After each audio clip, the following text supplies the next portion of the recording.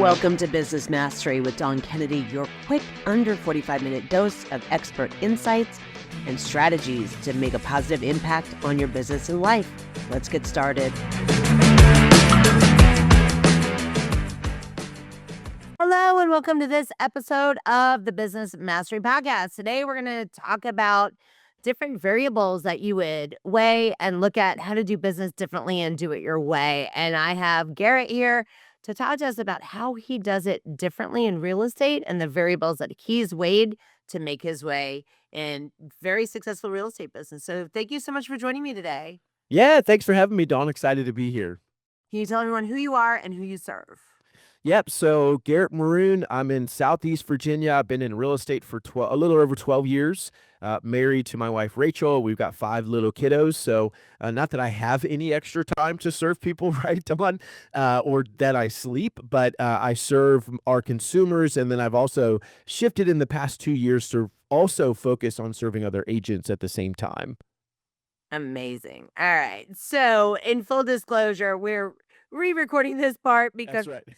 all the internet issues today. So as this comes through, I hope it doesn't do anything to the recording there. But all right. So we were talking before, and I want to start there again about the variables that you looked at, because there is a particular way that people are expected to do real estate, and that's sort of where we were. You don't do real estate that way at all. Yeah.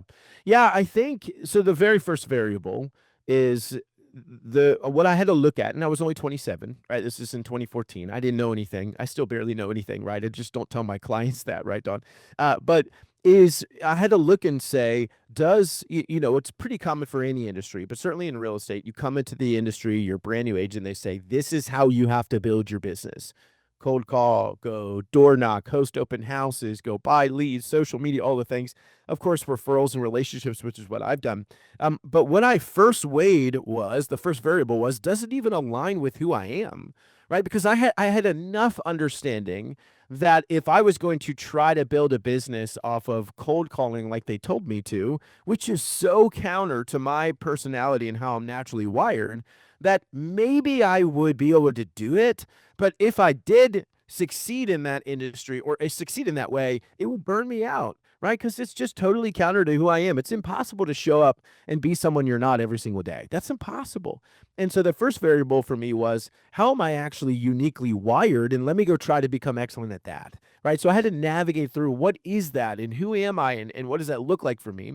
And so that was number one. When I decided that was relationships, the second variable was, in the world of relationships, how am I going to do it? So even in that world, there's differences and there's variables on what people would choose to do. So for me, for example, I hate being on the phone. And so what I had to learn, this is over years, but what I had to learn was, at the end of anything I did to generate business, I stopped and I asked myself, did it give me energy or did it drain my energy?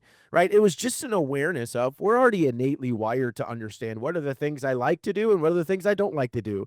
And, my lead agent on my team loves to fish. I don't think he chose that. He just likes to fish and I don't, right? So I love podcasting. I love being a guest on podcasts. That's just because it's something I love to do. Love being on stage. A lot of people don't, right? There's so many variables there. So all I was doing was paying attention to, instead of simply following what everyone said I needed to do, I was listening and I was taking their advice and their system and their wisdom, but I was running it through a filter of, okay, of everything they're telling me, what actually makes sense for me as an individual, because we're not a one size fits all. There's a copycat trap in our industry, probably in every industry. And so how do I actually take what they're saying, match it to who I am, and then go pursue excellence in that? So, within that context, tons of variables that I just kept honing and honing. Took me 3.5 years to finally figure out exactly how it should work for me. And that's what I've been doing for the last 9 years. So 3.5 years, not doing that cookie cutter approach or the copycat approach. The dedication that it must take to do for 3.5 years just what works for you. Can you talk a little bit about when you started to see success trickle in? I can hear people now driving around and going 3.5 years of just trying and testing when people are telling me how to do this might feel a little counterintuitive to somebody who's been in business for a while and it's stalled, or they're just starting a business and they're trying to do sort of what the conventional wisdom in the industry is telling them to do. Yeah, great question. So I would say first, it didn't take me 3.5 years to start succeeding, right? If it did, I would have quit way sooner than that. Right. So my first full year, I was fortunate, sold 27 homes. My second full year sold 50. So I was in the top 1% in our entire region, age 29. That was such a blessing.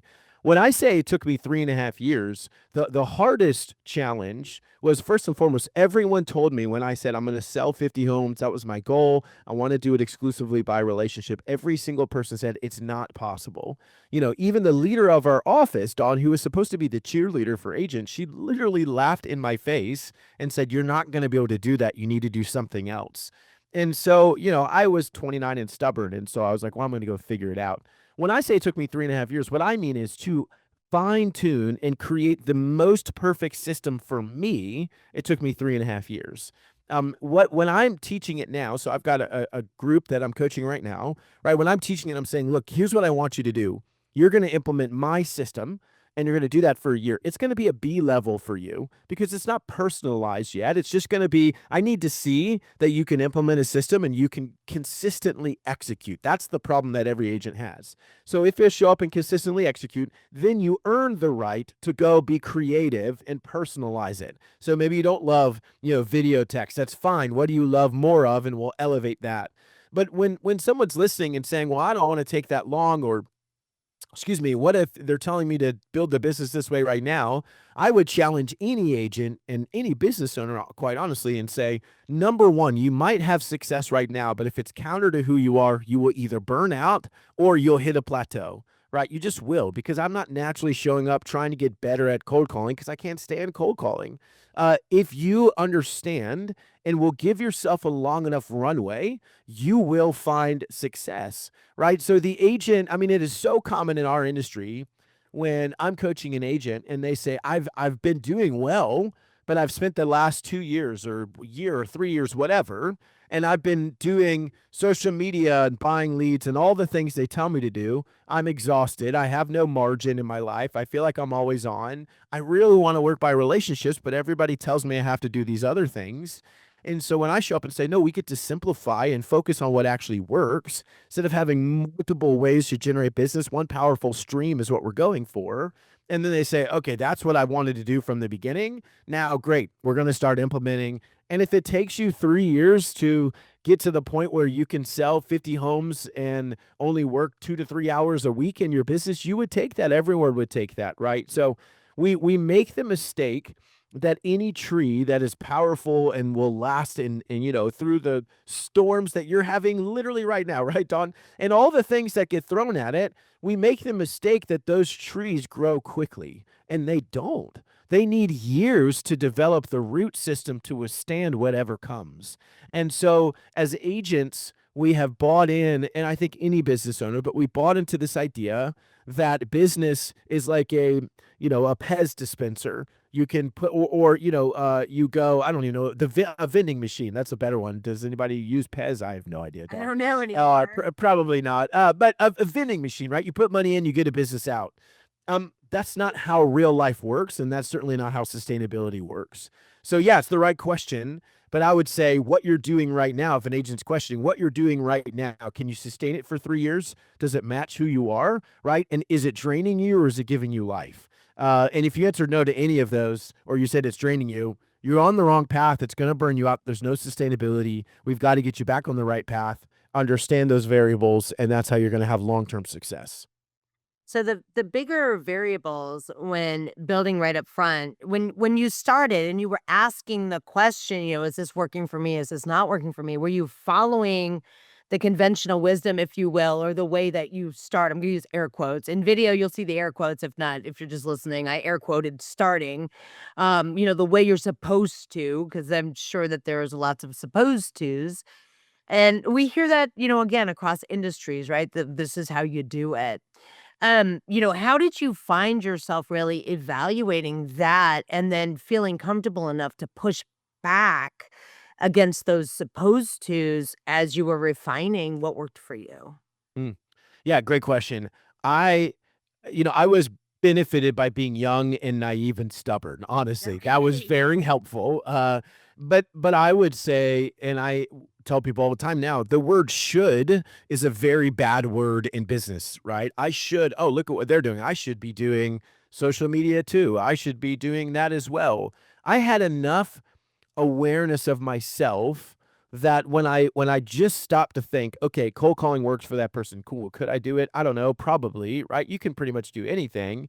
Just enough awareness to say, but is that how I want to build this? I didn't know what I was. I didn't even know I was an entrepreneur, right? I was brand new. I was out of higher education, Dawn. There was no commission structure, right? It's like, you're on a state job.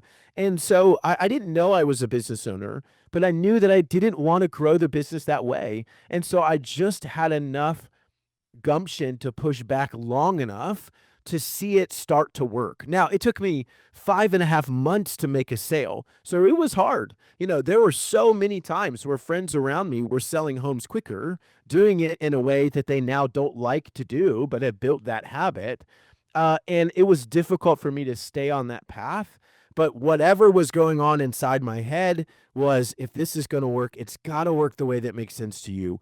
There's no sustainability.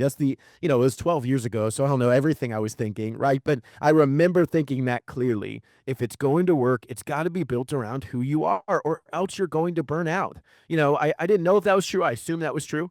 And then the last thing I would say is I hired a coach really early. And so I was in the red. I wasn't making any money, right? Didn't make a dime until 5.5 months in.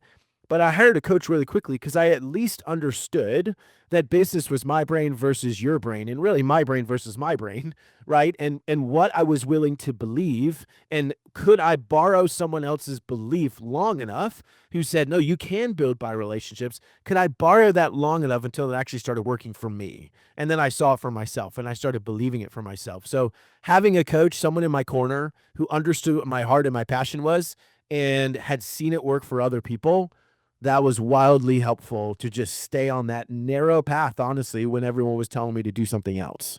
Right. And being in 12 years now, you've been through the buyer market, the seller market, the pandemic market, like the bad, Yeah, sure. all of the interest rate changes, all of the different financing things that have gone on in banking and real estate in the industry. So, were you consistent even though all of these outside forces, do you feel that they had any sort of impact on maybe where or how you evolved certain things as you were going? Or were you pretty much working in those outside things were influencing where you were evolving? Or do you feel like they happened where you were evolving and you applied that to the external forces? Yeah, good question. So I would say the only time I changed anything was during the pandemic. And the only thing that changed was, instead of doing in-person client events, which we do for a year, we were coming up with virtual events, right? That was it. But what's been fascinating, so in my second year in the industry, I sold 50 homes, and I've done that literally every year since.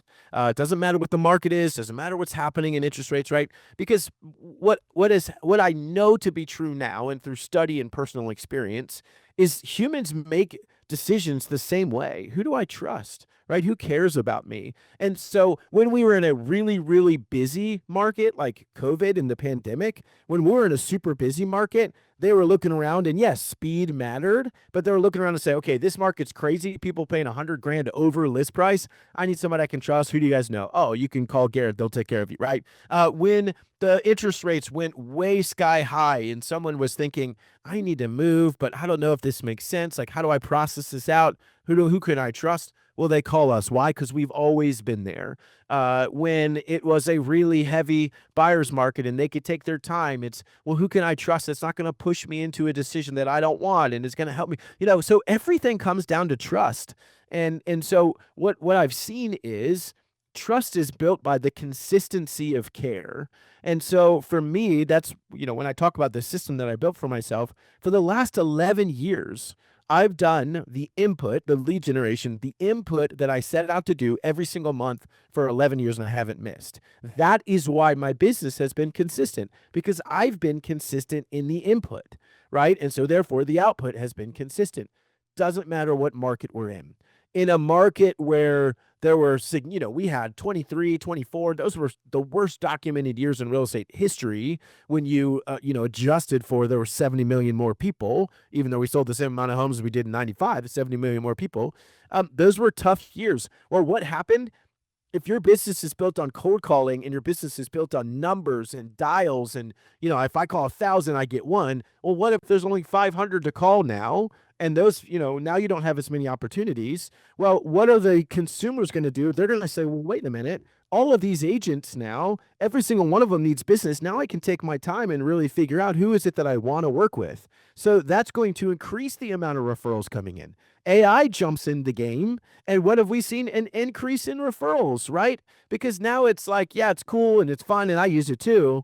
But then I don't know if I can trust it. Gosh, who can I trust? I need a person. So trust is the only currency in business that I've ever seen. And I think that trust is built by that consistency of care. Because I've been that consistent for 11 years, that's why my business is consistent. And I just think that's the easiest math equation. Consistency equals consistency. Inconsistency equals inconsistency.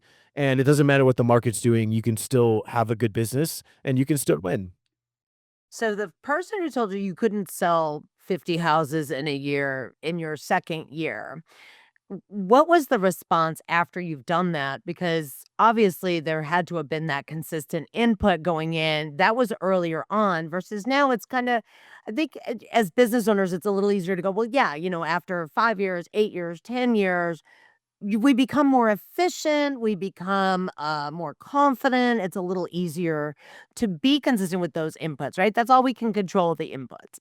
So what did that look like though, that second year when you were like, I hit the goal that I set for myself, my inputs Yep. were my inputs and I'm in control. How did that impact or change really, I guess, your own view and then also the view of people around you about your methodology? Yeah, great question. So, as I think most of us would assume, it went from you can't do it to when I did it, it's like, hey, can you teach us how to do that?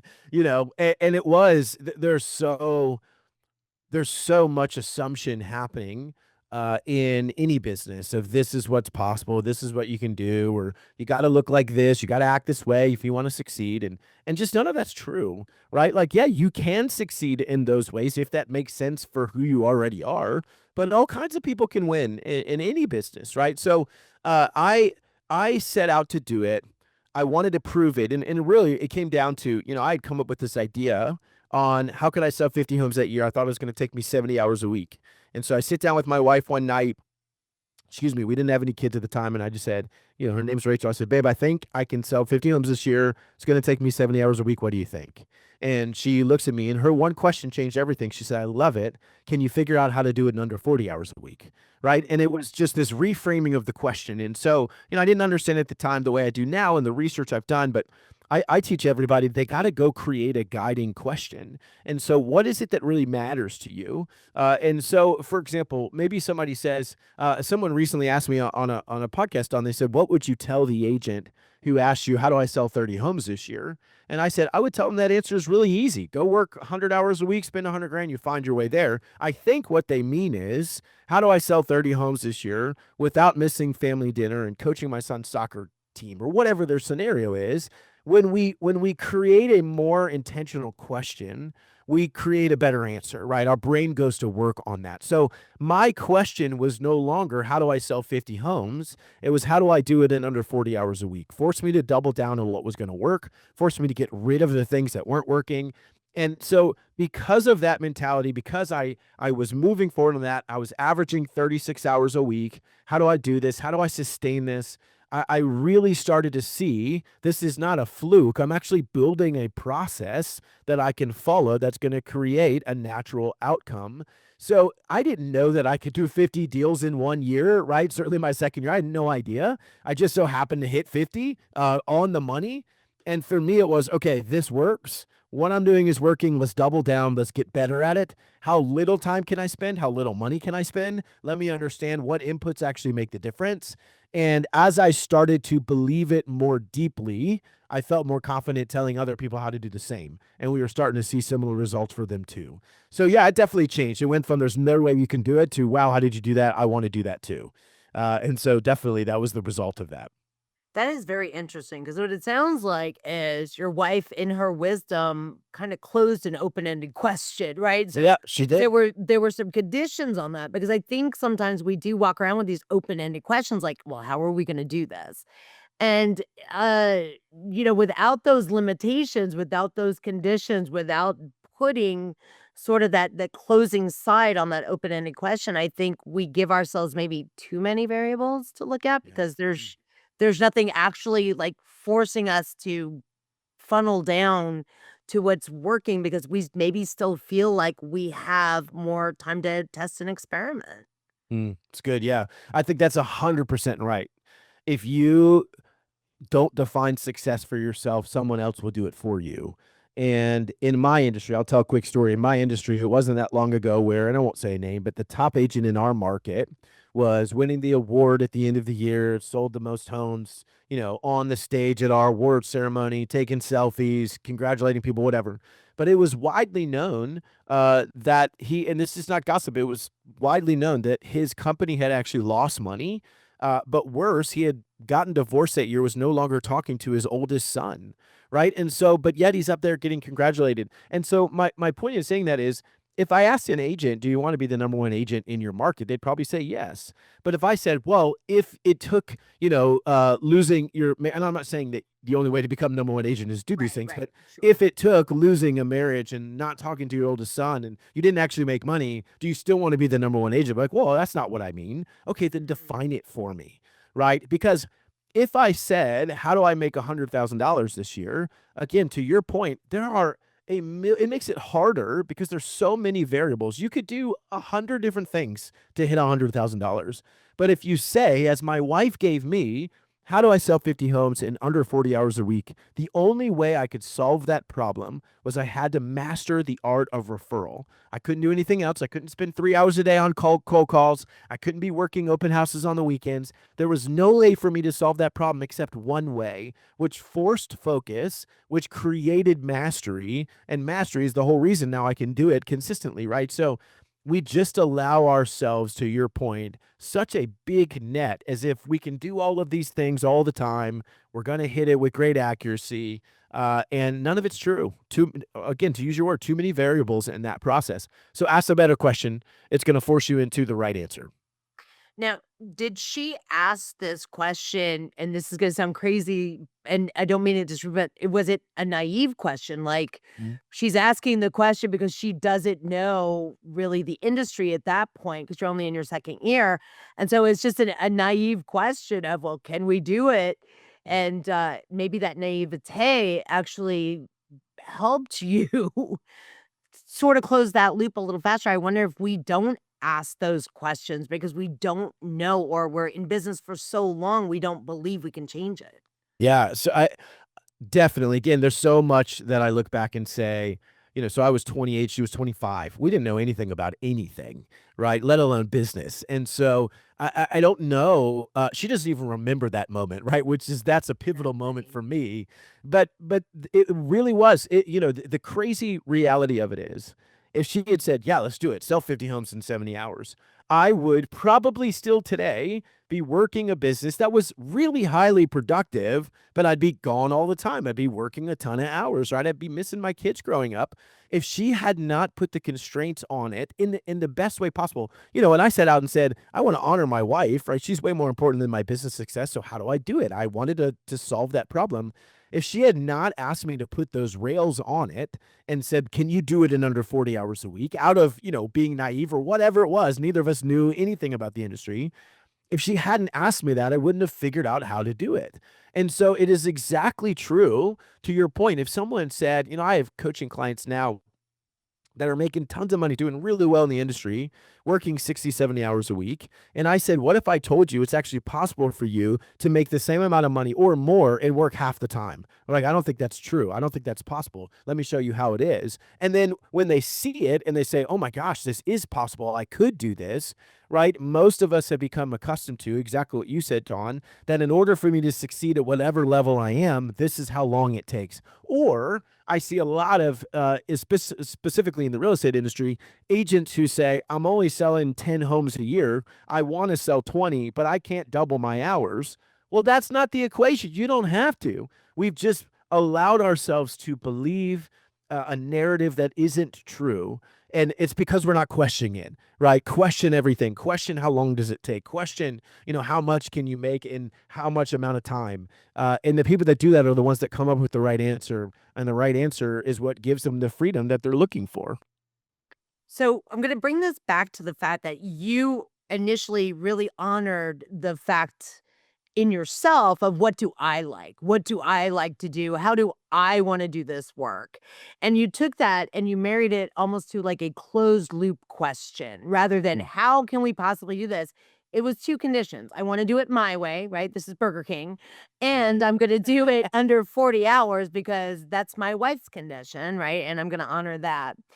Do you think someone who's now been in business and it's been a habit for years and years and years, and this is for the audience, can we ask that question midstream, 5 years in, 8 years in, and with some good decision discipline and with looking at the variables, can we make those changes? Or Yeah. do you think we get so into habit that it's almost like this little warning of when you first start, you need to ask these questions and put these guardrails up because once you get going, the train's leaving, it's out of the station, it's harder to turn.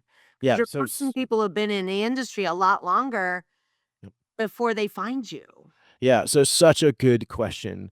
And I would say the honest answer is yes, they absolutely can change, but it's going to be harder, right? Because you have to, the first thing I do with, and I'll give you an example from today, this morning, but the first thing I have to do with anybody is cut out all the things they're doing that don't matter, that they've just become convinced do matter. Right. And it's like, why are you doing that? Oh, I don't know. I just do it. Stop doing it. Okay, great. Just bought back an hour, whatever the scenario is. And so I was meeting this morning with an amazing agent who's been in the business for 23 years, right? I actually started on his team in 2014, been in the business for 23 years, an amazing man. And we were sitting down and talking. He was like, I need to reset my business around your system and the way that you teach it, right? I'm still working too many hours. I've been working too many hours. He's been one of the best agents. I mean, he's widely known in our market, has just a great reputation, has done really good business, but he's saying, I need to reset. And the first thing I said, all right, it's totally possible. Let's look at what you're doing now. Let's cut out most of it and let's install something super simple that is going to move the needle for you, but not take nearly as much time as you've taken now.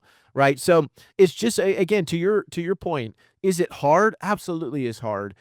It's hard mostly because it is hard for a human to come back and accept that all those things I did for all those years didn't actually matter, right? It was time that I spent that didn't move the needle in my business at all. I missed, plays and dinners and dates and all the things.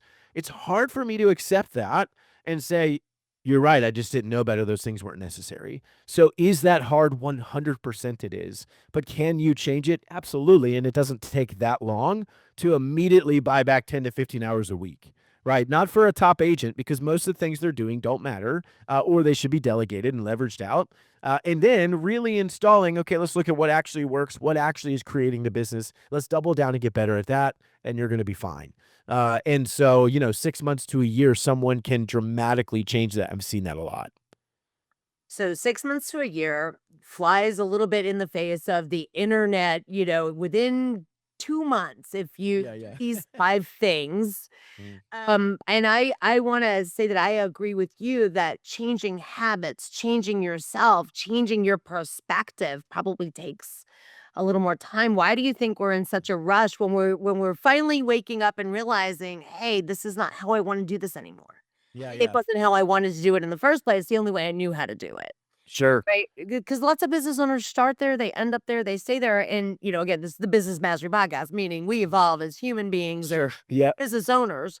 So, let's talk a little bit about really the process and what it takes versus, the Cliff Notes version that people get sucked into that maybe still doesn't allow them to examine why they're doing what they're doing. Yeah, yeah. Well, it's hard to break. First of all, we live in a culture where Amazon now could deliver something to me in 2 hours, right? Or I'll tell you a story, Dawn. The other day, I bought a book for my best buddy, and it wasn't on Amazon for some reason. And so I get an email. It's like, thanks for your order. It will arrive in 7 to 10 business days. And I was like, this is uncomfortable, right? Like it's supposed to be there tomorrow. I don't understand. Where's the prime delivery, right? I don't get it. We have become accustomed that good things come quickly. And in some ways they do, right? Amazon and deliveries and all the things. What a blessing that is. On demand training, all the things. But what we forget is that again, the human condition, the ability for me to change my mindset is absolutely there, but it takes time because I've been conditioned in one way. Just like if someone is like, I got to get healthy, and they eat a salad, well, all of a sudden you're not healthy, right? It's the compounding effect of the micro choices every single day. There's a great book called Soundtracks by John Acuff. He talks about each morning when you wake up, do you chance your mindset or do you choose it? And so, even though I full on agree and I love self development and all the things, I still wake up and chance it sometimes, right? Because it's hard. It's easy to fall into bad habits and just habits in general. It's hard to change what we've known and always done, right? Because it's our identity was wrapped up to. So, the hardest part is not the action of it. The hardest part is the mental change that comes with it. And so 6 months to a year, yeah, because it's going to take you a while to really start believe what's right and true and possible. You either have to see it, you have to experience it, or something crazy has to happen in your life and force you to do it, right? If you're, I have a friend who now is super healthy, but it's because he had terrible health problem. And all of a sudden it's like, wow, I got to do something about it, right? So let's hope that we don't get into that position. But if you wake up one day and you say, okay, I've been doing really well in business and, for example, but yet I'm missing everything about my kids, right? I'm just missing everything. I can't do that anymore. How do I do this? How do I change? Well, the nature is I either just keep going or I give up, right? Neither of those is the right answer. The right answer is I just need to start asking a better question. And every single day, run it through that filter. Maybe I've been working 80 hours a week. So I just say, here's my new question. How do I sell 50 homes? Or how will I is a better question, but how will I sell 50 homes in under 40 hours a week? And so every single thing that comes at me that day, I just run it through a filter. Can I still accomplish this if I go do X, Y, and Z? If I do that open house this weekend, can I still do it in under 40 hours a week? Does it actually matter? And so we just get to the point where I've become convinced, and I've convinced myself, which is the worst and hardest part, that everything I've done is necessary up to this point. When we start to challenge that, it is a challenge to our mindset to say there was a better way the whole time. I feel that way when someone shows me whatever it is that I'm doing, say, guess what, Garrett, there was a better way. You're like, what? Why did it take me 5 years? I've been podcasting for 6 years, right? You've been doing it a long time. Why did it take me 4.5 years to find that out? It's disappointing. I can either sit there and be disappointed, be like, you know what, I'm just going to ignore it, just keep doing what I'm doing. Or I can say, I want to get better. I want to change. I want to be more productive. I want to be more present. What does that look like? It's time for me to make that change. And it's just change is hard, change is long. And we've got to give ourselves grace in that process or we'll never get to the other side. What's interesting about asking the better questions is I'm hearing you give examples of better questions. Most of the time, it seems like it comes from the perspective of, not is this possible? It's how would I do it within this constraint, right? So, in other words, you already believe it's possible to do it within that constraint. You just have to be the creative being that does the execution within those constraints. So, would you say that the belief has to come first, or do you really think that you can just kind of set something and creatively figure out, or is it both? Yeah. So such a good question. I would say you either are borrowing the belief from someone else who has done it before and say, okay, I didn't think I feel like that happens when I'm coaching is they're like, all right, you say you can do it. You've done it. I just trust you that this is possible. Right. Or you are literally setting out and just saying, A couple months ago, I'm in this group of guys that are business owners and CEOs, young guys like me, and we wrote our obituaries. Right, I'm 39 years old. That was pretty intense. And it still freaks me out a little bit, dog. And but what we've been doing is, and I would say 80% of the time, I'm sitting there every morning and I read it. And the reason being is because it is pulling me in the direction that I intend to go. Right. So it doesn't mean that every single decision I make that day is perfectly in line with what I want to end up. Of course not. Every single plane is something like, off track 98% of the time, but they still made where they're supposed to go. Right. So the reality is, I think the alternative, because I don't know that I know that answer. Right. Do I have to believe it first, or do I have to see if I don't know that I know, but I do know the alternative is, if you have no end point, then how the heck do you know where you're going? How do you know how to get there? You have no idea. And so when you give yourself a destination and you say, this is where I'm trying to go, maybe you won't get there in a year, maybe you don't get there in 3, but I don't personally know anyone that has set out to say, this is my intent, right? For good reason. It's because, for me, I want to make as much as I can and as little as I can, because I don't want to miss my kids growing up. My oldest is 9, my youngest is a baby, right? I don't want to miss that. I'm not willing to miss that. And so, in the constraints of what I have, how big can I build something? And I don't know the answer. Nobody knows. I find it fascinating that none of us know what our potential is, right? You don't know what your potential is. I don't know what my potential is. But every single human is fully aware that I haven't maxed out my potential. And so, if that's true, what question am I asking myself that's going to draw me to max out my potential? It's giving me that North Star to say, pull me in that direction. How will I do this? Or, write your obituary. Again, those lower tense wasn't my idea, Don. But write it and say, how do I get pulled in the direction that I intend to go? What am I telling my brain? Here's the problem, brain. Go work on this. This is where I want to end up. And most of the time, we're not telling ourselves anything. And so then when we sit there and wonder, why am I not heading in any direction? Because you haven't given yourself a direction.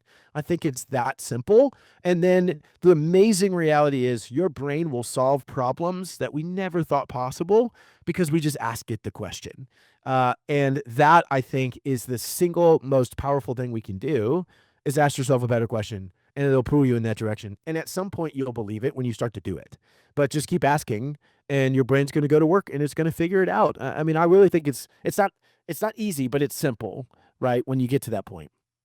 Yeah, and it's incredibly important. I think we sometimes don't want to ask the question because we don't have an answer, Mm. meaning that there's nothing that we can kind of pull to immediately that says, "Oh, if I ask this, I will have this slate of 5 different options, and then I'll just test each one." I think sometimes we don't ask the question because we literally have no idea, and it's uncomfortable to marinate in the question when Mm. you don't have any idea, if it hasn't been revealed or if you haven't evolved enough yet. So good. I'm looking at my question, Don, literally right here behind my screen. It is right in front of me, and I have no idea how to solve it. Right? I just don't. But I will say, what's been so helpful as I sit down and I've thought about, how do I solve this problem? I'll come up with an idea, and then I play that idea out, and I'm like, that doesn't work. Right? I can't, for me, part of it is, how do I make X amount a year without selling a house and taking every 7th week off with my family? So I'll get to the point and say, well, wait a minute. I would still have to do this, or I would not be able to take that many weeks off, or whatever the scenarios. And so right now, the question, it's less of, I told people this all the time when they were buying houses, consumers. I'd say, look, the process of buying a house is a process of elimination, not selection. You're eliminating things that don't work until you find the one that does. It's the same concept here. I look at that question and I come up with an idea and I run it through. I'm like, that doesn't work. I'm going to eliminate it. And I'm just going to, as long as I eliminate enough, I'll eventually find the solution. I don't know what it is. And I've been looking at that question since January 1st, and I still don't know what it is. But until I've tried literally everything, which is probably not possible, I'm just going to keep trying, because this is what I want to accomplish. Right. And so how do I do it? I don't know yet. That's okay. I'll just keep asking until I figure it out. And so because of that, it's going to restrain me, to your point. It's going to force me to remove variables so it becomes clear. There's one way, or there's 2 ways. This is it. And you got to pick one and be really good at it. There's no other option. Okay. That's a little bit simpler than, well, you could solve that in 18 different ways. Well, great. Now what do I do? right? That's confusing. Yeah, no, absolutely. And to your point, I don't know of too many systems that talk about problem solving as a process of elimination. In other words, Mm. everything that comes up gets tested and gets a yes, a no, a maybe, not now or never, right? Most of the time we are looking for a solution rather than a slate of options. And I Mm. think that that also kind of gets us funneling down sometimes into these places that develop the habits that make it harder later on to You're right. turn the Titanic. So to your point, I would say asking the better questions, but then being super open to looking at options with an eye towards elimination versus Mm. grabbing the one that's a 50% fit or a 70% fit. Cause I think that's another thing that we do is we grab the one that, it's an almost fit because we don't want to feel stagnant. Mm. So true. Yeah, I mean, it's such I love that I just the imagery of the Titanic turning around was such good imagery, right? Because it's so now what happened to the Titanic? Well, it sank eventually. But the reality of we've created our own Titanic. No one else told us to do it. No one else made us do it. Nobody else could make us do it. The question is, did you build the boat that you meant to build? And are you brave enough to cut half of it off and say, this is not what I meant. I need to figure that out, right? Some of the hardest things I've ever done in my career have been when I had a big team and I realized this is not what I wanted. What I wanted was to get out of day-to-day production, spend more time with my kids. And again, it was another example, Don, where everyone told me you can't get out of day-to-day production if you only have one agent and one admin. It's not possible. You got to have a big, massive machine. And then I literally just said, okay. And I started asking myself, how do I get out of day-to-day production with one agent and one admin and still make the same amount of money? I just asked myself the question. And guess what? I solved the problem. It wasn't easy. I solved it. Now, the hard part was I had to let all the other people go. And that was the most terrible thing I've ever had to do in this industry, right? Is people I love saying, this just is not what I meant to do. And I'm so sorry about it. And the bravery to say, I just got to do it because this is what's best for my family. And I absolutely believe it'll be what's best for you long term, too. But then everyone said, wait a minute, how did you do that? Teach me how to do it. I didn't want a big, massive machine, right? So it's not that I'm definitely not smarter than most people I'm in a room with. It's just that I've learned to ask myself more intentional questions, right? This is the whole theme of what we've been talking about. But because of that, I solved the problem that everyone told me wasn't possible. And when I look back now and I say, it's only has not been possible, I'm the guy that's done it. And you guys are now asking me simply because no one else asked themselves the question before me. I don't know why, but because they didn't, I could easily have been sitting here and saying, oh, they did it, I'll do it too. But no one asked the question. And so I think for everything, it doesn't matter if you're in real estate or you're in any other business, you're at home or you're a parent or whatever it is your scenario, if we really hone in and ask the right question, we will start to find incredible answers. And because of that, it starts to change everything. So be careful and intentional with what goes in because your brain's going to solve that problem. Give it the right problem to solve. Yeah. What a great wrap up. Give it the right problem to solve. Ask the right question. Put the constraints on there that are meaningful and don't think it happens in 5 minutes because Yeah, you read a book, right? Or, that's right. it's oh, two viral posts, you'll be fine. Keeping the reality, right, That's for right. business in front of us as well. Not that things don't happen quickly, but just the expectation that they're going to be solved long term means that we should maybe give a little bit of expectation runway, even if it happens overnight.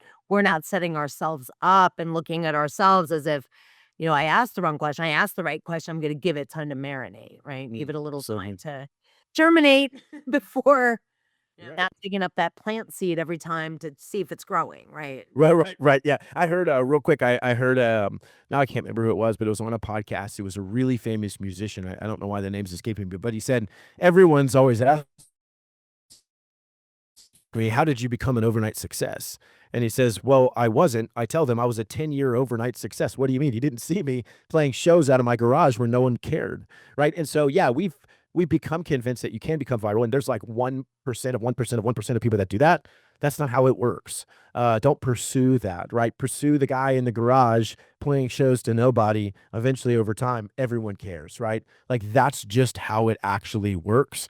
and we've got to have the gumption long enough to do that.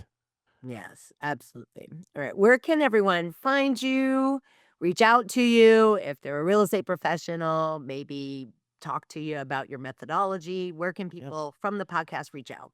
Yeah. So, well, first go to garrettmaroon.com/podcast. There's a free gift. So the book I wrote, we'll Nice. give you the audiobook for free. Would love for it to be a blessing to you. So go check that out first. You can email me at garrett@garrettmaroon.com or check me out on social media. My name, I'm not that interesting, but you can find me there too, and would love to chat with anybody. Amazing. All right. We're going to put all that down in the show notes. So if you find this on the day Garrett goes live on YouTube, or if you find it 2 years later, you will be able to find all of the information so that you can lurk on social media and, of course, listen to the audiobook. So thank you so much for being here today. It's such an For having me. important conversation, and your perspective is phenomenal. I appreciate you sharing your wisdom. Thanks for having me, Dawn. I appreciate it. All right. We'll talk to y'all next time on the next episode of the Business Mastery Podcast. Take care. Thank you so much for listening to this episode of the Business Mastery Podcast. If you want to learn more about me, you can go to dawnkennedy.com, and you can now check us out on YouTube, as well as, of course, any of your favorite platforms that host podcasts. Take care.